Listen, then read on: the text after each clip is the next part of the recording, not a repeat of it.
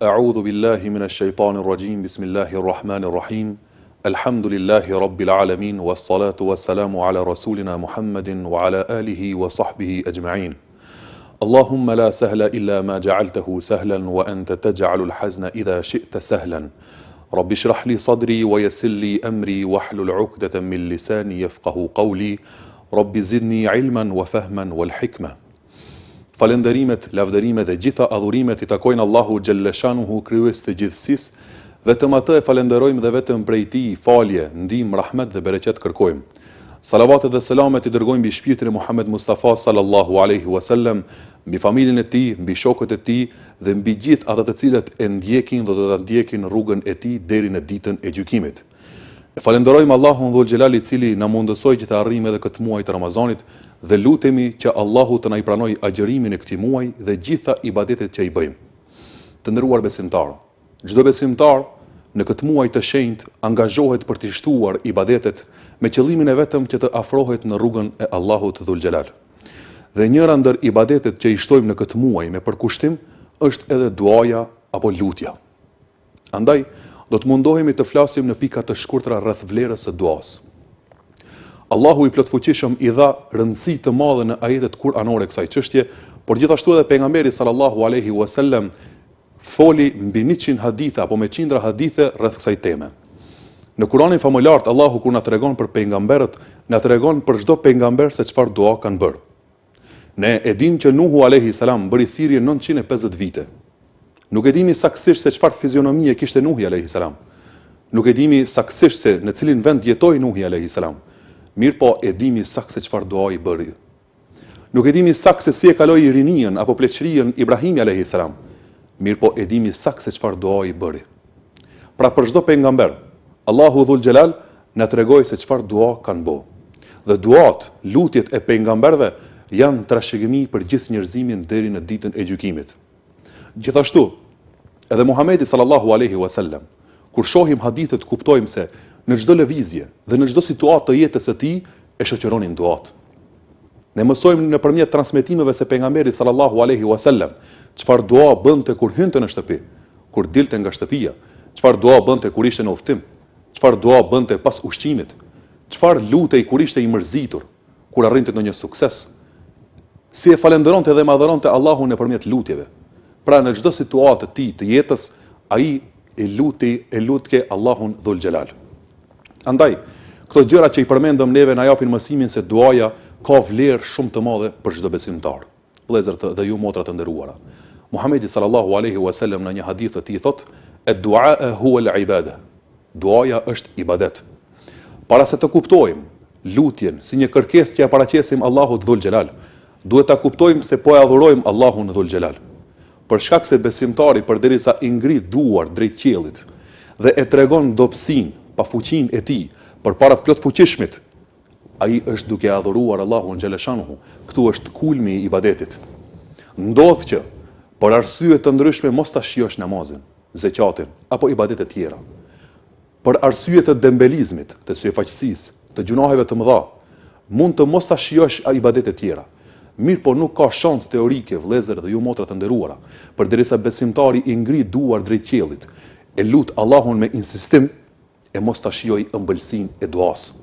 Dhe këtu është kulmi i ibadetit, për shkak se besimtari përderisa e lut Allahun Dhul Xhelal për vështirësitë e tij që ai ka, ai është i bindur se Allahu po e shikon, se Allahu po e dëgjon dhe i përgjigjet lutjeve të tij. Lutja është shenjë se ti po e don Allahun, sepse pa marrë parasysh vështirësive që të kaplojnë në jetën tënde, shpresat e tua të mëdha janë në ndihmën e Allahut Dhul Xhelal. Andaj është shenjë se ti po e don Allahun. Dhe nëse ti e don Allahun, është shenjë se Allahu po don ty. Andaj ju këshillojmë se sidomos në këto ditë të bekuar të muajit të Ramazanit, të shtojmë duat, të shtojmë lutjet duke paraqitur Allahut Dhul Xhelal. Allahu i plotfuqishëm në Kur'anin famullar kur na tregon për dispozitat e agjërimit të Ramazanit, menjëherë pas ajeteve të agjërimit të Ramazanit vjen ajeti që ka të bëjë në lidhje me duan. Ku Allahu thot: "Wa idha sa'alaka 'ibadi 'anni fa inni qaribun ujibu da'wata ad-da'i idha da'an." E kur të pyesin ty për mua, unë jam afër. I përgjigjem lutjes së lutësit kur më lutet. Të nderuar besimtar, shkaku i zbritjes së këtij ajetit kuranor ishte kur një njeri, një sahabi shkoi te pejgamberi sallallahu alaihi wasallam dhe i tha: "Ja Rasulullah, a është Allahu afër që të lutemi me një zë më të ulët, apo është Allahu larg që të lutemi me një zë më të lartë?" Dhe përgjigjen e kësaj pyetje Allahu Dhul Xhelal na tregoi në Kur'anin famullar, ku e mori përgjigjen ky sahabi dhe gjithë njerëzimin deri në ditën e gjykimit.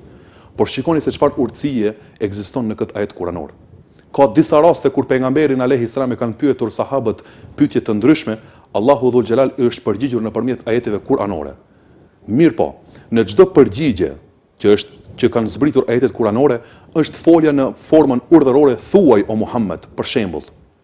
E kanë pyet pejgamberin alayhis salam që shpirti ka zbritur ajeti kuranor, nëse të pyesin ty për shpirtin, thuaj, pastaj vjen sqarimi i shpirtit. E kanë pyet pejgamberin alayhis salam për hënën e re, ka zbritur ajeti kuranor, nëse të pyesin ty o Muhammed për hënën e re, thuaj, pastaj vjen shpjegimi i hënës së re. Por vetëm në lidhje me duan, Allahu Dhul Xhelal tha: "Nëse të pyesin ty për mua, unë jam afër", dhe këtu nuk tha thuaj o Muhammed, për shkak se duaja është lidhje direkte mes robit dhe Allahut Dhul Xhelal. Imagjinojeni besimtar të ndershëm, sa e vështirë do të ishte për neve si besimtar nëse kusht i pranimit të duas do të ishte një orë e caktuar. Për shembull, vetëm në 3 të mbrëmjes, në ora 3 të mbrëmjes. Paramendoni sa e vështirë do të ishte për neve nëse pranimi i duas do të ishte si kusht vetëm në ditën e xumah. Çfarë do të ishte halli atij besimtarit që e kanë kapluar vështirësitë në ditën e hënë? Imagjinojeni sa e vështirë do të ishte nëse kusht i pranimit të duas do të ishte vetëm në një vend të caktuar, për shembull në Mekë. Si do të ishte halli, sa do të ishte e vështirë për atë besimtar që jeton larg Mekës. Po i përmendim këto gjëra me qëllim që ta shtojmë vetdijen tonë se Allahu Dhul Xhelal nëpërmjet mëshirës së tij të madhe na e ka lehtësuar këtë çështje apo adhurimin e duas, ku kemi mundësi me lut Allahun në çdo kohë dhe në çdo vend. Allahu i plotfuqishëm as nuk caktoi se duan kanë mundësi me bo vetëm të dijshmit apo të devotshmit. E pyeti, u ankua një sahabi pejgamberit sallallahu alaihi wasallam, i tha: "Ja Rasulullah, unë nuk po di më u lutën siç po lutesh ti." Pra dertin e kishte ky sahabi se nuk po di ti formuloj fjalit me aq oratori të pastërt, me aq rregulla gramatikore të pastra, të sakta. Nuk po mundem t'ia paraqes Allahun dertin tim në mënyrën më të saktë. Pejgamberi sallallahu alaihi wasallam i tha: "Por çfarë lutesh ti?" Ky sahabia i tha: "Unë lutem, o Allah, ma bëj rizq xhenetin dhe më ruaj nga zjarri i xhenemit." Pejgamberi sallallahu alaihi wasallam i tha: "Po edhe ne sillemi rreth këtyre fjalëve." Prandaj i dha mësimin këtij sahabijës neve dhe gjithë njerëzimit se lutu vëlla dhe ti motre nderuar ashtu siç vjen ti më mirë, ashtu siç vjen ti më lehtë. Gjithashtu, veçantia tjetër e duas është se nuk kemi nevojë me a shpjegue shkaqet e vështirësive tona në jetën tonë që na ka ndodhur Allahu Dhul Xhelal.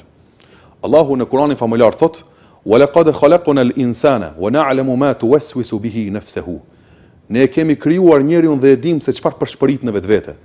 "Wa nahnu aqrabu ilayhi min hablil warid." Ne jemi më afër tij se damari i qafës tij. Pra, të nderuar besimtar, Allahu xhalla shanuhu neve na njeh më mirë se sa ne e njohim veten tonë. Andaj, kur lutemi, kur ja paraqesim problemet apo vështirësitë tona Allahu Dhul Xhelal, direkt dalmi në temë dhe nuk kemi nevojë që t'ia paraqesim shkaqet e problemeve. Pra kjo është prej mëshirës së Allahu Dhul Xhelal që na ka mundsuar neve si besimtar. Në fillim e përmendëm se Allahu na tregoi për çdo pejgamber se çfarë dua ka bërë në Kur'an. Por çfarë mësime ka rreth duave të pejgamberëve? Të nderuar, dua të ndaj me ju 2 mësime shumë të mëdha në lidhje me sprovat dhe duat e pejgamberëve. Mësimi i parë është se pejgamberët e Zotit kishin vështirësi shumë të mëdha në jetë dhe janë shumë të ronda, ekstremisht të ronda në syrin dhe në mendjen tonë sprovat e pejgamberëve. Dhe Allahu Dhul Xhelal po na jep mësimin këtu se kur i kanë ndryshuar gjendjet e këtyre pejgamberëve, mos keni dyshim se i ndryshon gjendjet tuaja, që janë shumë më të lehta në krahasim me gjendjet apo sprovat e pejgamberëve të tjerë. Për shembull, populli i Ibrahimit alayhis salam adhuronin idhuj. Dhe Ibrahimi alayhis salam vendosi që t'i shkatroj apo që t'i thej këto idhuj me qëllim që të braktisin besimin e devijum dhe të kthehen në rrugën e drejtë të Allahut Dhul Xhelal popullit i tij. Pas bërjes së këtij aktit Ibrahimi alayhis salam, populli i tij vendosi që ta djegin gjallë në zjarr. Pra ishte një sprov shumë e rëndë. Por kur kërkoi ndihmë nga Allahu, kur e luti Ibrahimi alayhis salam Allahun fuqiplot, erdhi ndihma e Allahut. Ndodhi mucizeja apo mrekullia që i theu ligjet e natyrës dhe zjarri u bë i përshtatshëm për trupin e Ibrahimit alayhis salam. Sprova e Yunus alayhis salam ishte në mesin e errësirës, në mesin e natës, në mes të oqeanit, ishte në barkun e balenës. Por kur kërkoi ndihmë nga Allahu, erdhi ndihma e Allahut dhe shpëtoi nga kjo sprovë Yunusi alayhis salam. Gjithashtu, Ejubi alayhis salam u sprovua duke e humbur fëmijët, familjen, duke e humbur pasurinë, mallin që e kishte, duke e humbur shëndetin, saqë transmetohet se mishi ju ndante nga kockat. Pra kishte një sprovë shumë të madhe. Por kur kërkoi ndihmë nga ana e Allahut, erdhi ndihma e Allahut dhe shpëtoi nga këto vështirësi Ejubi alayhis salam. Andaj, mësimi është se Allahu Dhul Xhelal nëpërmjet këtyre ngjarjeve na motivon neve si besimtar, e që sprovat tona nuk krahasohen asnjëherë me sprovat e pejgamberëve. Dhe duhet me u kon të bindur se këto sprova që ai përmendëm nuk na ndodhin neve asnjëherë. E kur i ndryshoj këto gjendje, padyshim që do të ndryshoj edhe gjendjet tona. Por mësimi i dytë është edhe më i rëndësishëm. Si luteshin këta pejgamberë në këto vështirësi shumë të mëdha. Si ja paraqiteshin Allahu Dhul Xhelal lutjet të tyre. Vëllezër dhe ju motra të nderuara, pejgamberët kur kishin këto vështirësi, i qajshin dert Allahu Dhul Xhelal. Ibrahimi alayhis salam, kur vendosën që ta hedhin në zjarr, shprehjet e tij nuk ishin o Allah, fike këtë zjarr, o Allah mundsoj që të bjerë shi, o Allah shkatroj këto zullumqtar. Nuk kishin këto fjalë, por Ibrahimi alayhis salam në këtë sprovë shumë të rëndë, i qau hallin Allahu Dhul Xhelal me fjalët hasbi Allahu wa ni'mal wakil, më mjafton Allahu, ai është mbrojtësi më i mirë. Yunusi alayhis salam, kur ishte në vështirësi shumë të mëdha, tha la ilaha illa anta subhanaka inni kuntu minadh dhalimin. Nuk ka zot tjetër përveç teje, ti je i lartësuar, un jam ai që i kam bërë padrejtësi vetes.